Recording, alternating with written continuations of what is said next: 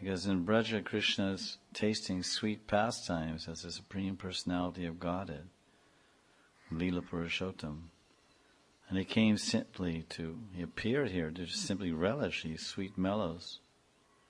And these sweet exchanges with the Lord in the most intimate settings of love and confidentiality.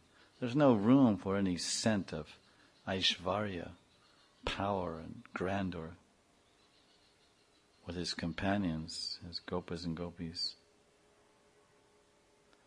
So this duty of killing demons and lightening the burden of the earth is not Lila Purushottam's duty, but this is Vasudeva Krishna, or this is Vishnu's duty, or Balaram Sankarshan's duty. And Balaram as Sankarshan, he does that work, does that seva. Of course, the demons, Pralambasura and Dhenukasura, Krishna could have easily killed them himself, but he wants to glorify his brother.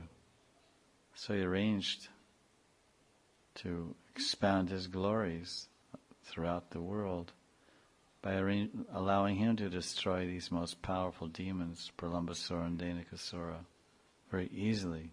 And it's so easy, that's confirmed in the Shukadeva Goswami, how effortlessly and easily Balaram vanquished these most powerful and inconceivably strong demons. 10:15:36.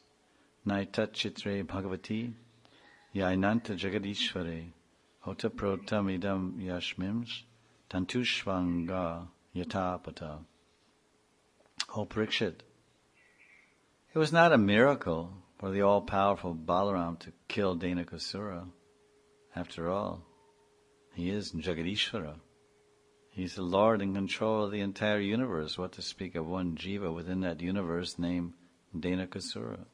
He is the second form of Bhagavan, Krishna, the original personality of Godhead. And Balaram is the root manifestation, or the mool of Sankarshan.